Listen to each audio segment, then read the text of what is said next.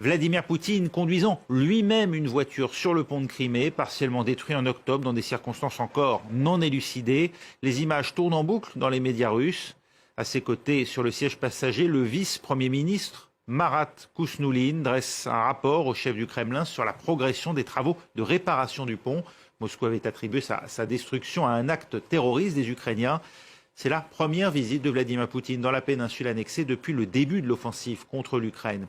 Une offensive que le Kremlin est bien déterminé à poursuivre, et ce malgré l'entrée en vigueur des dernières sanctions occidentales. Le prix du pétrole, désormais plafonné à l'achat par l'Europe à 60 $ le baril, une mesure qui n'aura pas d'impact sur la Russie, assure Moscou. Il est le premier haut commissaire de l'ONU à se rendre en Ukraine depuis le début de l'invasion russe. Une visite qu'il ne risque pas d'oublier. Au lendemain de son arrivée à Kiev, Volker Turk a dû se réfugier dans un abri souterrain de la capitale après le retentissement des sirènes. Il y a eu une vague de missiles contre l'Ukraine. Certains de ces missiles se sont abattus à proximité de Kiev. Vous pouvez imaginer ce que vit la population. C'est presque devenu normal ici.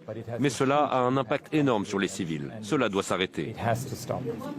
À Kiev, tous ont désormais le même réflexe plus de 9 mois après le début de la guerre. Se réfugier dans le métro à chaque menace de frappe russe. Ce lundi, plus de 70 missiles ont été tirés à travers le pays. 60 auraient été détruits par les forces antiaériennes ukrainiennes. Je veux remercier les forces de défense antiaérienne, nos ingénieurs en énergie et notre peuple. La défense antiaérienne a abattu la plupart des missiles. Les ingénieurs en énergie ont déjà commencé à rétablir l'électricité. Notre peuple n'abandonne jamais. Gloire à l'Ukraine. L'électricité, Kiev en est privé à 40% après ces frappes. D'après l'opérateur électrique ukrainien, toutes les régions du pays doivent mettre en place des coupures de courant pour maintenir l'équilibre entre la production et la consommation d'électricité. Pour la Russie, l'objectif est simple, viser un maximum d'infrastructures énergétiques afin de réduire les capacités de combat de l'Ukraine, alors que le froid hivernal commence à s'installer dans tout le pays. Alors que Bruxelles s'inquiète du grand plan américain pour le climat et l'emploi, États-Unis et Union européenne tentent de réchauffer leurs relations commerciales. L'administration américaine et une délégation de Bruxelles se sont rencontrées ce lundi à Washington pour trouver des convergences sur le commerce et la technologie et renforcer la coopération.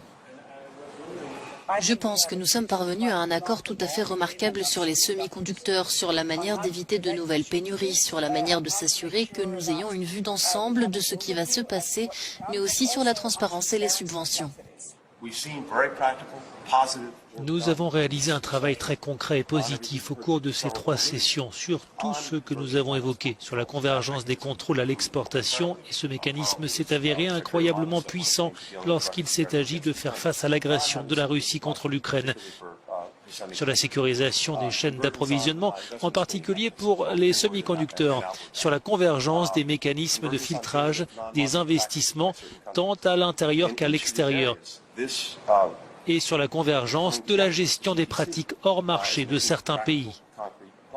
L'Inflation Reduction Act prévoit de débloquer 420 milliards de dollars pour aider les entreprises américaines à faire face à l'inflation et au dérèglement climatique. Pour Bruxelles, ce projet met en danger la compétitivité des entreprises européennes, déjà pénalisées par la flambée des prix énergétiques.